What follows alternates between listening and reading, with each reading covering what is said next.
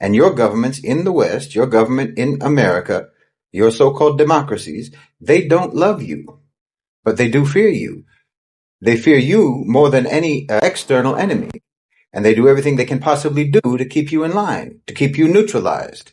Hello everyone, welcome once again to AfriPost. I hope wherever you're watching us from, you're having a great time. We are gonna give you another video of Shahid Bolsen. He's been speaking and he never stops speaking. I want you to listen to this video that he gave a few days ago. Let's watch, then come back and share our thoughts. You know that Machiavellian question, that old Machiavellian question, is it better to be feared or better to be loved? Well, Machiavelli deemed that it was better to be feared than to be loved, but he was posing that question on the part of the ruler, not on the part of the ruled.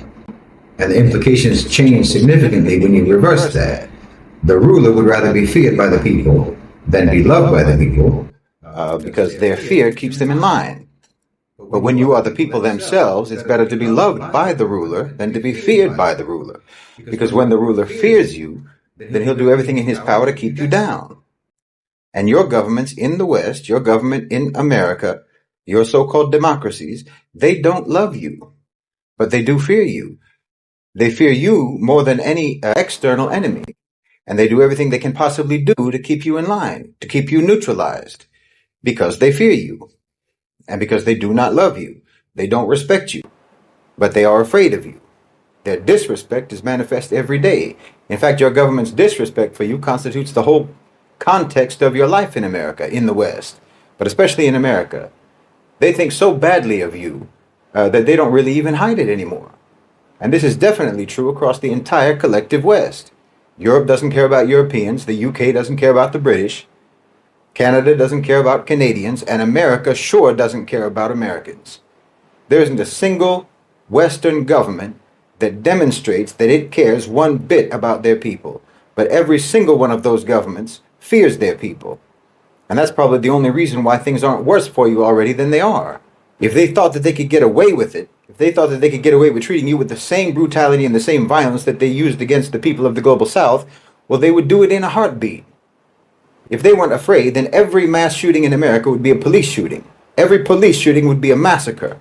I'm telling you, they would gas the homeless if they thought they could get away with it. It's not their morals that prevents them from doing that kind of thing.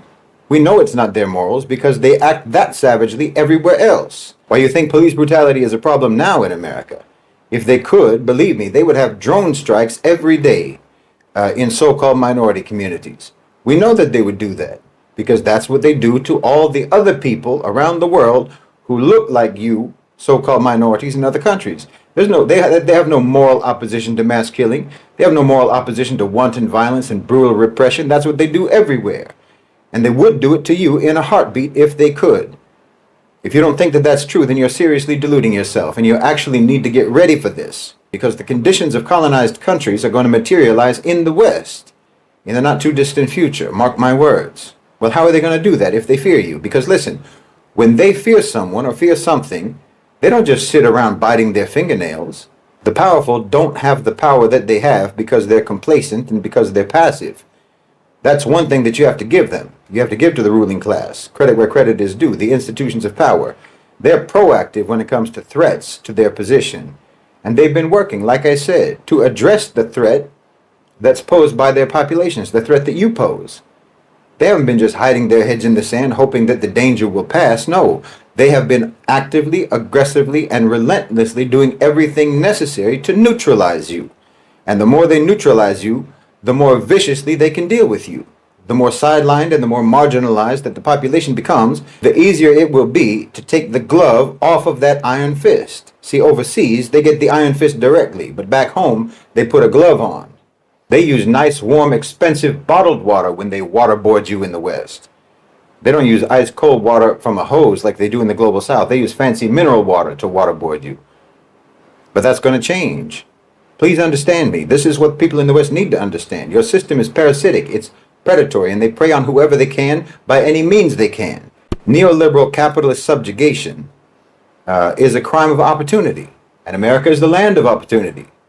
That phrase is more true now than it ever has been, just not the way that you've always understood it. Your own system is going to prey upon you now I mean, it always has to one degree or another, of course, but now it's going to ravage you just like it ravaged the global south for all these years. Because global power dynamics and economic realities in the world have changed. You created a class of people and of institutions that surpass the state in their power, and whose interests now are not bound to the interests of your nation or to your national economy or to your people. That makes your nation, your country, your people just as eligible for subjugation as all the countries and all the nations and all the peoples that you colonized and subjugated in the global south throughout history. When you have a man-eating wolf on a leash, that just makes you the closest man to him. Back after World War II, the military-industrial complex was a major engine for the U.S. economy, as we all know. And because of that, the politics of the U.S. adhered to the interests of the MIC, and that manifested mostly through foreign policy.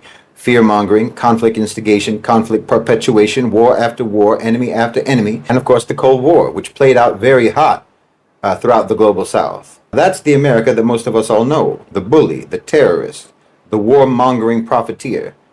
But the economy in the United States has mutated over the decades.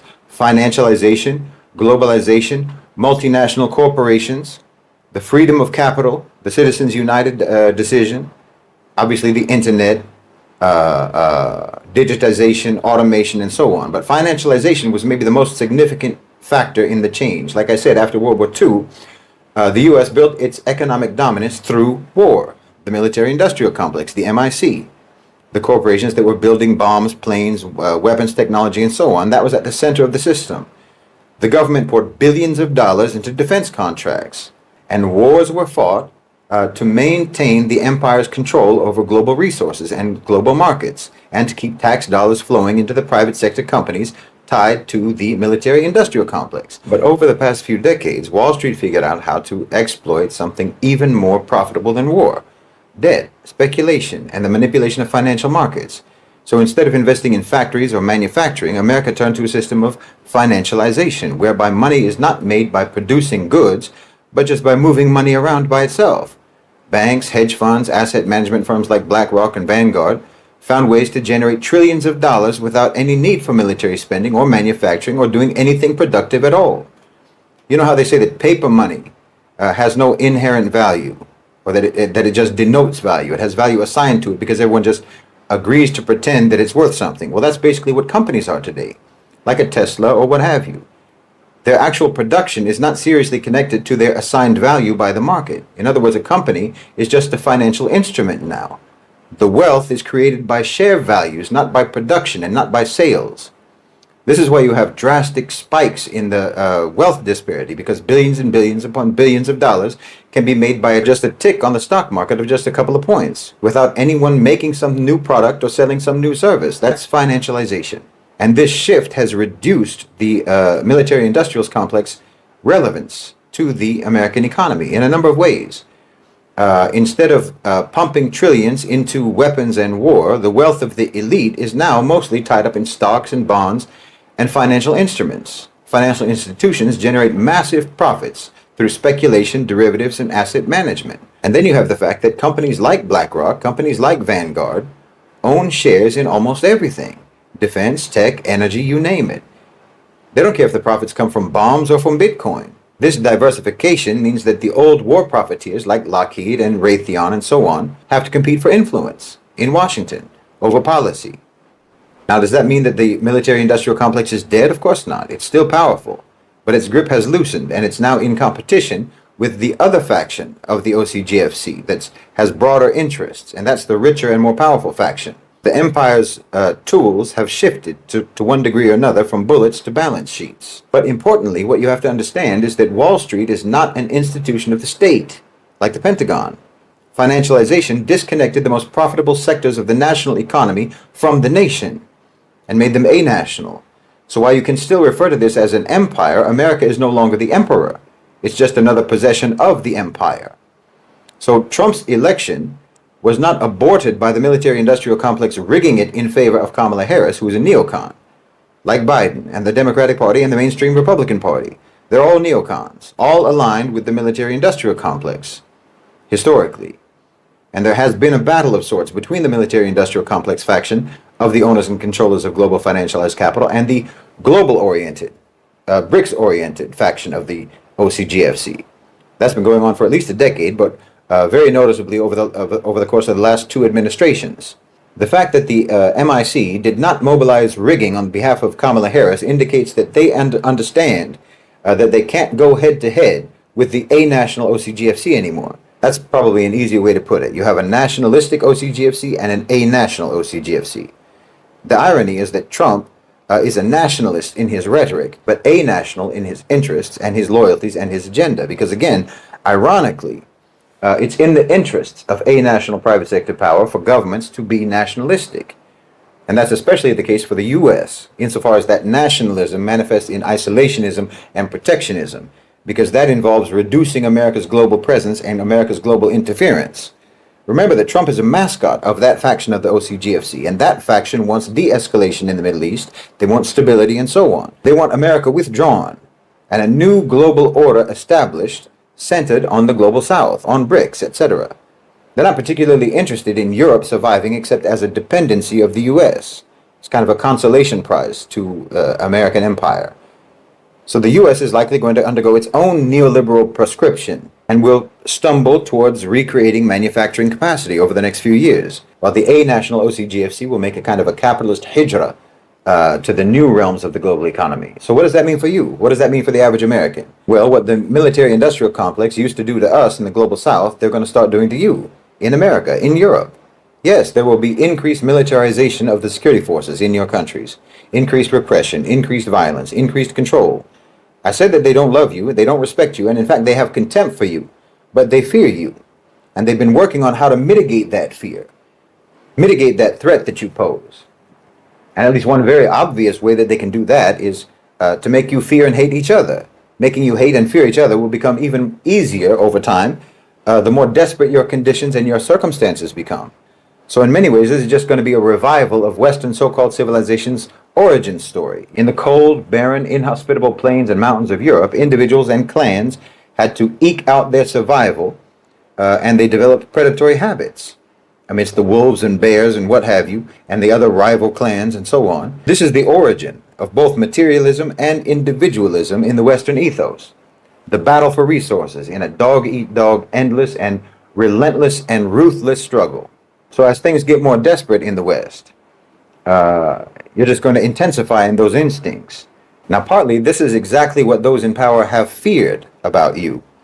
So their main strategy is distraction. It's smokescreens, deflection, confusion, to make sure that you never target them with those survival instincts. Because things are going to get more desperate in the West, in America, and in Europe. Probably more so in Europe than America, but even in America, things are going to get harder. And I think they're going to get much harder. I've said before that you really need to start thinking of yourselves and seeing yourselves the same way that the power structure sees you. And by that I mean see yourselves as no different from the people of the global south. Because the power structure sees you the same way. You think you're different. You think you're special. And that all the wars and the subjugation that America and the West have inflicted on the global south all these years has been for your benefit. You're a slave in Pharaoh's palace, but you think you're a member of the family. You're not. They don't see you any differently than they see the other people whom they dehumanize in Africa, in the Middle East, in so-called Latin America, and in Asia. Especially if you're a so-called minority. If you're a member of the global majority living in America, living in the West, they don't see you any differently than they see all of the other non-white, non-Western global majority members whom they dehumanize and subjugate. And that's especially true for Muslims in the West. They don't see you as more human than the Palestinians that they're slaughtering, as the Iraqis, the Afghanis, the Somalis, the Syrians, the Libyans, the Lebanese. You think that on this side of the border you're a human, and on that side of the border you're a subhuman in their eyes?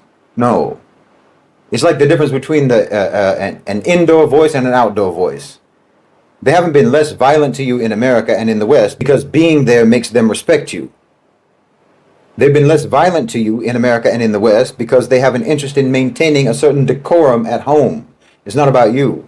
But maintaining that decorum is going to be less and less important in the next few decades. So I think that you're going to need, again, to do the same thing that the OCGFC are doing, which is to look south and to look east for allies and partners and working relationships. We're going through a major transition, and it's going to be rocky. It's going to be treacherous. It's a dangerous and a risky transition in many ways. There's many parts and all the parts are moving. All of it is fluid. It's constantly shifting. We know in the global south, in the Muslim world, that the OCGFC are predators. We know that they're imperialists, and we know why they're coming, why they're smiling, why they're shaking hands, and so on. We know that they don't want our regions to be stable for our benefit. We know that they don't believe in our stability and our security. They just want it for their own sakes. And we know that they can turn vicious at any moment. The deals and the partnerships that are being made, for instance, between the Khalij and BlackRock, it's similar to the deals that were made between Nur-ad-Din al-Zengi and the Eastern Roman Empire during the Crusades. Now, as then, our lands are in precarious times. There are perilous deals and alliances being made between the private sector ruling class and the state ruling class of the Muslim world and the global south. But we're not making deals and alliances between ourselves at our level, at the common man level, at the grassroots level, and we need to. That'd be better for both of us, better for the global majority who live outside the West, and better for the global majority who are categorized in the West as minorities. You need to stop thinking in their terms. You need to stop categorizing in their terms. If you still have mental, cultural, and identitarian borders in your head that were taught to you by those in power, and you're unable to connect with your brothers and sisters in the rest of the world, then I think that your condition is going to be miserable moving forward. You know, Rasulullah ﷺ told a man one time, become Muslim. The man said, I'm not convinced by Islam. But Rasulullah ﷺ said, become Muslim anyway. Certainty will come later. And I think that that's the best advice anyone can give you. Become Muslim and connect with the global ummah. We're 86% larger as a population than all of the non-Muslims in America and Europe combined. And we're everywhere in the world. Our countries have the most important resources. Our people are the youngest. Our people are the most cohesive, the most disciplined, the most communal global population on earth. So if you're a diaspora Muslim in the West, you need to connect with your people in the Muslim world. And if you're a so-called minority in the West who's a non-Muslim, then become Muslim, or at least ally with the Muslims. And I mean ally according to what that word really means. Because it doesn't mean infiltrate, and it doesn't mean transactional solidarity. It means real alliance towards mutually acceptable goals. You know how these liberals are in the West? They want a kind of unbalanced reciprocation whenever they ally, so-called, with the Muslims on this or that cause. We don't want that. We don't want you scratch my back and I scratch your private parts. That's the way they usually do it. No. Have enough sense to know that your so-called civilization, your so-called culture, your society, including all your theories and your philosophies, have only led to miserable and often gruesome conditions. And there's no answer and there's no remedy for you in anything that the West has produced in terms of a solution. I don't believe in communism, and I don't believe in capitalism. I don't believe in socialism or Marxism or neoliberalism or patriotism or nationalism. I don't believe in libertarianism. I don't believe in any form of utopianism or any other ism that came out of the West. I believe in realism, plain and simple. I don't believe in your left and your right. And Muslims have no need whatsoever to get involved in any disputes or arguments between any of these partisan and theoretical Western factions. You know, in prison, because you're in a very restricted environment, you have to cope with people who you would never interact with outside. And very abnormal things become normalized. You become friendly with drug dealers, with smugglers, with traffickers, with thieves, with rapists, murderers, and everything. And of course, it's degrading intellectually. It's degrading morally. You have to take people seriously and listen to them, even when you know that they've done monstrous things. People that you would never deal with in the outside world. Well, honestly, the West has put the whole world in a similar position. You've done monstrous things, but everyone still has to take you seriously and listen to you and deal with you like you're normal. Deal with you like you're reasonable and treat you like you're in some kind of a position to talk about moral and political philosophies and theories. It's like listening to Ted Bundy or Jeffrey Dahmer's opinion on how to address income inequality. No, you're not qualified to talk. You have done and are doing horrific, evil things. There isn't a single word that you can say about how to solve a problem when you're the problem. As far as I'm concerned, your left and your right are just the two legs of the same blind man wandering in the dark over a cliff. And I think it's past time for the Western victims of Western so-called civilization to recognize this and start looking to genuine civilizations for ideas and for solutions and for comrades. Because you're in the belly of the beast, and the beast is bulimic. Wow, what a great lecture from Shahid Bolsen. his commentaries are always very straight to the point, and he has a lot of grasp on issues affecting the world. And I think when you look at how he talks about issues affecting Americans, you'll understand that he has a lot of grasp on those matters. And I think sometimes let's take time to listen to him and hear his teachings, because with these teachings, I believe we'll be able to change the world and make the world a better place. Tell me down in the comment section what you think about this. And if you're watching us for the first time, please don't forget to subscribe to our channel, like this video, and also share. Thank you, and may the good Lord bless you. Goodbye.